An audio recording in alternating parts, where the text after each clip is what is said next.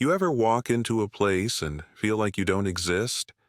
Not in some philosophical or all just specks of dust floating in an infinite void kind of way, but like literally you're standing there, fully grown, breathing, and yet somehow no one sees you. Yeah, that was today. His name was Jerome Wilson, 47 years old, successful as hell, and utterly invisible in this moment. Funny thing, this wasn't just any hotel. This was one of the crown jewels of a hospitality empire he built from the ground up. One of those five-star, we make you feel like royalty spots where a single night's stay cost more than some people's rent. And yet, here he was, standing at the front desk, waiting to be acknowledged like some unwanted stray that had wandered in from the street. This wasn't a random visit. Jerome had received complaints, not just one or two, but a steady stream of them, all pointing at this particular hotel. Guests being treated like second-class citizens, staff with attitude problems, rooms being mysteriously unavailable for certain customers. He could have handled it the usual way, called the manager, scheduled an internal audit, thrown some corporate jargon at the issue and hoped it fixed itself. But Jerome knew better. Problems like this didn't fix themselves. They needed to be exposed. So he showed up unannounced. No suit, no limo, no entourage. Just another guy checking in for the night. And that's when he got to witness his own company's world-class service firsthand. The front desk was manned, well, woman-ed technically, by a blonde 20-something named Kim, whose entire body language screamed, "I do not get paid enough to care about your existence." She was leaned back, phone in hand, texting or scrolling or whatever the hell people did when they actively avoided eye contact. Jerome waited, cleared his throat. Nothing. Tapped the desk. Still nothing. "Excuse me?" Kim let out a loud sigh, the kind you reserve for people who dare speak to you while you're busy doing absolutely nothing. She finally dragged her gaze up to meet his, blinking like he'd just materialized out of thin air. Yeah, that was it. Not, "Welcome to our hotel," not, "How can I help you?" Just, yeah, like he was an inconvenience. Jerome kept his voice even. "I have a reservation, Jerome Wilson." Kim barely concealed a smirk as she turned to her computer and started typing with the enthusiasm of a sedated sloth. Yeah, nope, don't see it." Jerome arched a brow. "You sure about that?" "Pretty sure." She didn't even look up, just went back to scrolling on her phone like that was the end of the conversation. And that's when he knew. This wasn't a mistake. This wasn't the system acting up. This was deliberate. She had taken one look at him and decided, nah, not worth my time. Jerome sighed, keeping his expression neutral. "All right. Check again." She rolled her eyes but humored him, tapping lazily at the keyboard. "Nope. Still nothing. Sorry." She didn't sound sorry. She sounded bored. Jerome calmly pulled out his phone, scrolling to his confirmation email. "I have my booking right here." He held it up. Kim barely glanced at it. "Yeah. Well, the system doesn't lie. Neither does my damn email." Another exaggerated sigh. "Look, sir, maybe you made a mistake. It happens. Maybe you booked the wrong location. Happens all the time." "Oh? You saying I'm lost?" Kim gave him that condescending little smirk, the one people use when they think they're talking to an idiot. "I'm saying it's an easy mistake to make." Jerome clenched his jaw, inhaling slowly. "And if I wasn't lost? If my reservation was here all along?" She shrugged. "Then I guess the system glitched." Jerome knew this system. It didn't glitch. People did. And something about the way she wouldn't look him in the eye, the way she refused to double-check, the way she dismissed him so damn easily. He'd seen this before. This wasn't about a glitch. This was about him. She had decided, in the span of 5 seconds, that he didn't belong here, that he wasn't worth proper service, let alone a second look. Jerome had been through this before.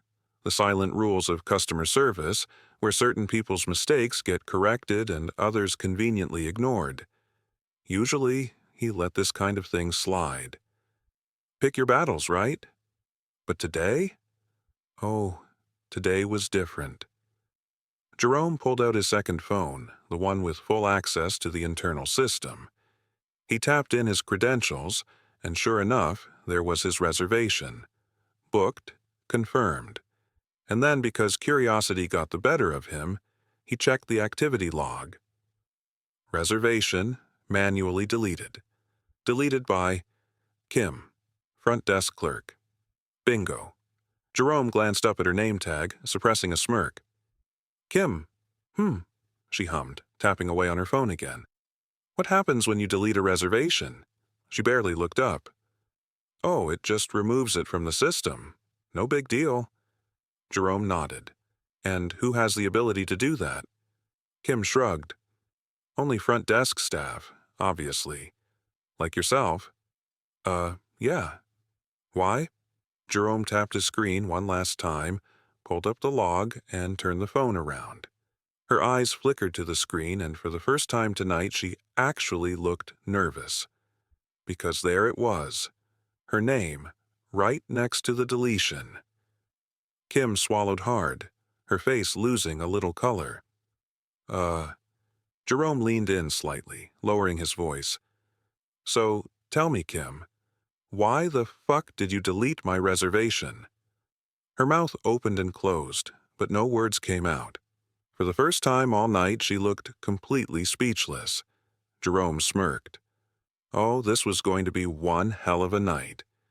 Jerome had seen a lot of shit in his life, but this was a whole new level. He stood there watching Kim try to pretend she wasn't absolutely fucked, and honestly, he almost felt bad for her. Almost. But nah, she had dug this grave herself, and now she was going to lie in it. She kept blinking at the screen, her fingers twitching like she wanted to undo whatever digital crime she'd just committed, but there was no back button for this one. I didn't, she started, but Jerome cut her off. Don't even try it, Kim. The way she flinched? Beautiful. Save it. She clamped her mouth shut so fast he almost laughed. He took a step back, inhaled deeply, and calmed himself down. Because, honestly, he wanted to go off. He wanted to let everybody in this fancy-ass lobby know what had just happened. But no, not yet. This needed finesse. So instead, he leaned on the counter and smiled. Here's what's going to happen, Kim. She gulped. You're going to find me a room. Right now. She hesitated, but when he just stared at her, she scrambled to type. He could hear the shaky tapping of her fingers on the keyboard. Okay, she muttered. Speak up. I found a room. Of course you did. She grabbed a keycard and shoved it across the counter, not making eye contact. Here you go, sir. He didn't touch it. Which room? 1,427 inches. He sighed. The worst room in the building, huh? Kim froze. See? She thought she was slick. Room 1,427 was by the elevators, next to the maintenance closet, with a glorious view of the dumpster out back. Jerome knew every room in this hotel. Hell, he had designed the floor plan himself. And this was textbook pettiness. Kim, he said, tilting his head, do I look stupid to you? Her face twisted. No, Then why the fuck are you trying to play me like I don't know exactly what you just did? Dead silence. The lobby was eerily quiet now. Other guests had started noticing the tension. A couple at the nearby couches glanced over, pretending they weren't eavesdropping. A bellboy in the corner suddenly got very interested in adjusting his little hat. Jerome slowly picked up the key card. "Thanks, Kim." And with that, he turned and headed for the elevators. But this wasn't over. Not even close. The second he stepped into his room, Jerome pulled out his laptop. This was his hotel, his empire, and someone had the audacity to treat him like he was some random nobody? Time to do some digging. First, he pulled up the hotel's internal records. He checked staff complaints, guest complaints, manager reports, anything tied to this location. And guess what? Kim's name was everywhere. Front desk agent dismissed a guest complaint without logging it. Guest reported racial discrimination at check-in. Staff involved. Kim. Kim refused service to a guest, stating hotel policy, but did not provide documentation. Kim involved in multiple disputes with guests over system errors affecting reservations. Oh, she wasn't just bad at her job. She was actively malicious. And yet, she still had this job. Why? Jerome scrolled further and found his answer. The manager, Stephen Lane, a spineless corporate yes-man who probably avoided confrontation at all costs. Translation: Kim had been a problem for a long-ass time, but no one had the balls to fire her, which meant he had to do it himself. Jerome strolled back to the lobby, taking his sweet time. Kim was still at the desk, probably thinking she had dodged a bullet. Wrong. He walked right past her and straight into the manager's office. Didn't knock, didn't need to. Stephen Lane, a middle-aged guy with "my peak was in high school" energy, looked up from his desk and immediately panicked. "Mr. Wilson, what a surprise!" Jerome shut the door behind him and leaned against it. "Cut the shit, Stephen. We need to talk." Stephen swallowed. "Of course. What can I do? You know what's happening at your front desk?" Stephen blinked.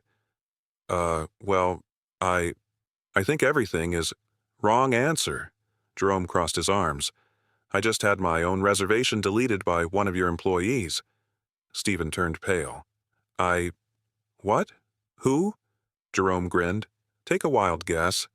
Stephen opened and closed his mouth like a damn fish. It was Kim, wasn't it?" Ding, ding, ding. Stephen winced. "Listen, Mr. Wilson, I was going to handle it, I swear, but she's been..." Jerome held up a hand. "Shut up, Stephen. Shut up." Jerome took a deep breath, letting the silence hang. "You've had complaints about her for months, maybe even years, and you did nothing." Stephen looked like a man facing his own execution. I thought maybe she just needed more training." "Training?" "Training," Jerome laughed, actually laughed. "Dude, this woman isn't some confused intern who forgot how to use the damn software. She's a problem, and she's your problem." Stephen looked like he wanted to melt into the floor. Jerome let out a long breath and nodded. "So, here's how this is going to go down, Stephen. You're going to walk out there and you're going to fire her. Right now. In front of everyone." Stephen's jaw dropped. "Right now? But, right now." Stephen hesitated, then, realizing there was no escape, he nodded. And so, 2 minutes later, the entire lobby watched as the hotel manager walked up to Kim and dropped the hammer. She tried to argue, tried to cry, tried to say it was all a misunderstanding. Didn't matter, her ass was out. Jerome stood nearby, watching the whole thing with a satisfied smirk. And as Kim stormed toward the exit, throwing one last hateful glance over her shoulder, he just smiled.